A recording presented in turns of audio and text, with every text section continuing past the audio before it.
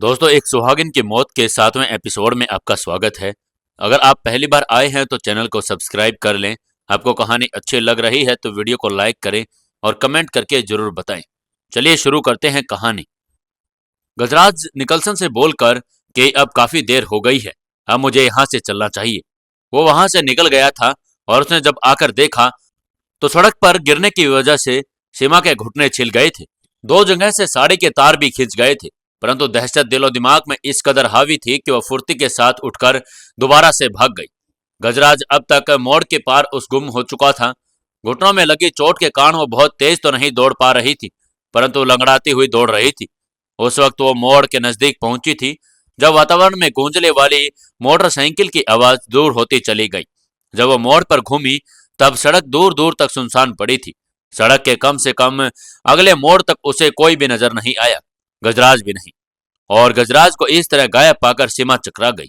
उसके रहे सहे हौसले भी पस्त हो गए। यह एहसास होते ही उसे अब वो यहाँ पर बिल्कुल अकेली है। सीमा बुरी तरह से नर्वस हो गई और उसकी समझ में नहीं आया कि आखिर गजराज कहाँ चला गया था। कमजोर सी वह पागलों की तरह सड़क पर दौड़ती हुई चीखी जा रही थी, राज, राज कहाँ हो तुम? प्लीज, प्लीज सामने आओ राज, मुझे बहुत डर लग रहा है। उसकी आवाज पहाड़ियों में भटकी और प्रतिध्वनित होकर रह गई। किसी की तरह से आवाज जवाब न मिलने पर सीमा एकदम टूट गई थी। एक बार वो बुरी तरह से रोती हुई चिल्ला उठी, राज, राज कहाँ हो? इस बार राज की आवाज उभरी, तुम घबराओ मत सीमा, मैं यहाँ हूं। सीमा ने चौंक कर आवाज की दिशा में देखा।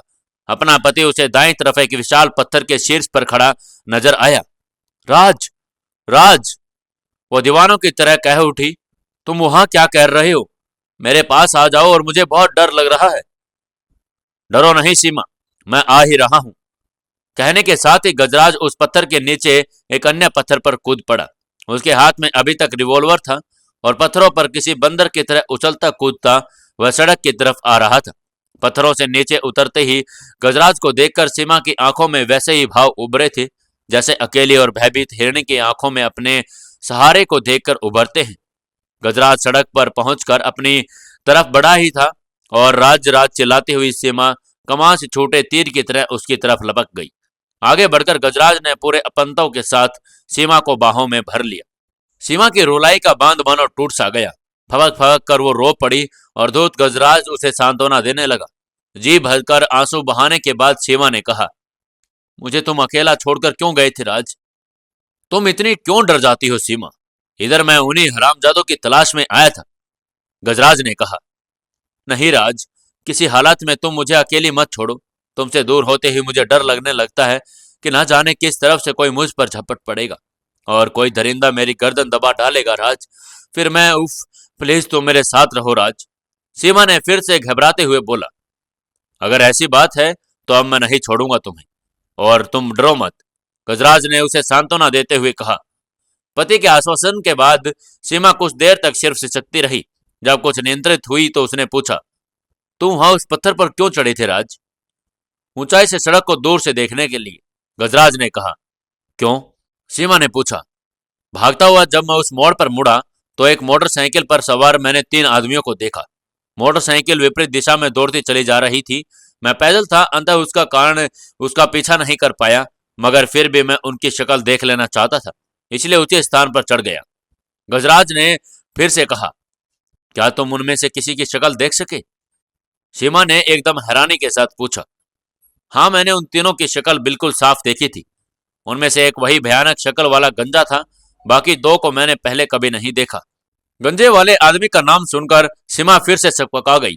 उसने फिर से पूछा, उफ, ये लोग आखिर हमसे चाहते क्या है राज? यही तो वही जाने, मगर इस घटना ने स्पष्ट कर दिया कि सीमा की हम पैदल ही पहलगाम नहीं पहुंच सकते, सड़क पर वह मौजूद है। यूं कहना चाहिए कि एक प्रकार से सड़क की नाकेबंदी किए हुए वे लोग। गजराज ने कहा, क्या इस सड़क का इस्तेमाल अन्य लोग या पर्यटक नहीं करते राज? करते क्यों नहीं है? वे पर्यटक इसी सड़क का इस्तेमाल करते हैं जिन्हें कैमिल फॉल देखना होता है, मगर कश्मीर की यात्रा पर आने वाले बहुत कम पर्यटक ही फॉल तक पहुंचने में हिम्मत कर पाते हैं। क्यों? सीमा ने पूछा। क्योंकि फॉल पहलगाम से दूर है और पहलगाम में फॉल तक कोई खच्चर आदि उपलब्ध नहीं होते। फॉल देखने वाले को अपने किसी निजी वाहन से सड़क के उस हिस्से तक पहुंचना होता है जहां से उसे पगडंडी कटती है। वाहन को वहीं छोड़कर फॉल तक पैदल चलना होता है और पर्यटक आमतौर पर ऐसी मुसीबत नहीं उठाते। कुछ सख्ती किस्म के लोग ही फॉल तक पहुंचते हैं। क्यों ना हम अपनी आगे की यात्रा इस सड़क पर ही पहलगाम की तरफ शुरू कर दें। भाग्य से यदि कोई फॉल देखने का शौकीन रास्ते में मिल गया तो हमें इस मुसीबत से छुटकारा मिल जाएगा राज। सीमा ने फिर से कहा, ऐसा हो जाए तो हमारे नसीब ही न जाग जाए सीमा। मगर मगर क्या राज? हम ऐसी अंधी उम्मीद के भरोसे उन पर जालिमों के आदेश का उल्लंघन करने का खतरा नहीं उठा सकते जिसके होने की आशा बहुत कम है। मैं निकलसन के पत्र में लिखे शब्दों को याद करके कांप उठता हूँ। उन शब्दों को याद करके सीमा के जिस्म में झुरझुरी दौड़ गई और वो बोली, मगर राज अब मुझे मैं फॉल की तरफ जाने की हिम्मत नहीं है। सीमा के ये शब्द सुनकर गजराज अंदर ही अंदर घबराहट से महसूस करने लगा। उसे लगा कि अगर सीमा अपनी इस बात पर अड़ गई तो सारी योजना रेत में महल में एक तरह बिखर जाएगी।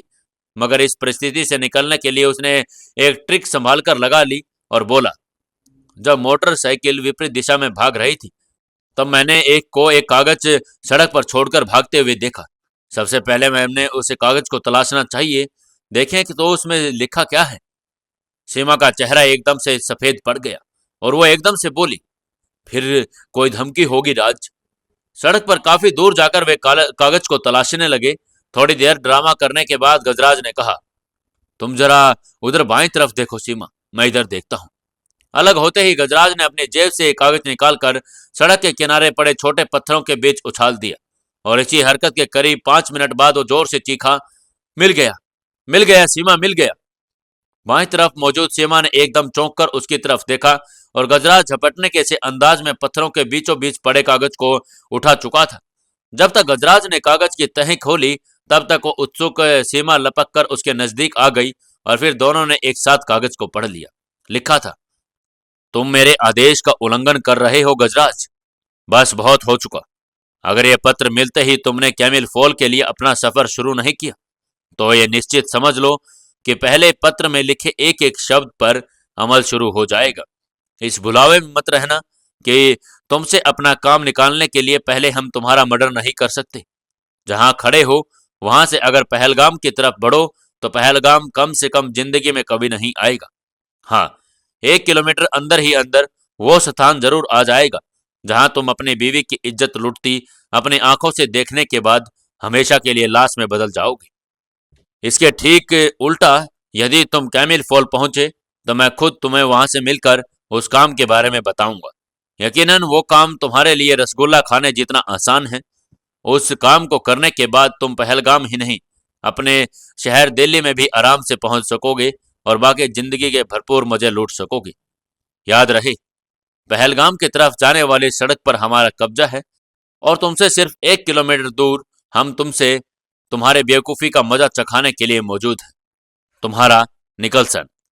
क्या ये धमकी सुनने के बाद राज और सीमा कैमिल फॉल पर पहुंच पाएंगे?